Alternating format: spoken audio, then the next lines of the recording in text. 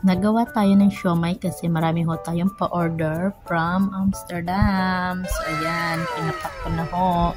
So, bali ang order nila ay 10 siomai and then 6 na packs ng skinless. Tapos, ito na nga yung mga skinless. Yan ho, nagawa na nasa freezer. Sobrang sarap na ho niyan. Ito yung ibang siomai naka-fridge na ho sa may order. Yan. Kailangan mo lang talagang sipagan dito. Bongga to. Thank you so much sa mga nag-order na ito. Thank you sa inyo ha. See you on Saturday.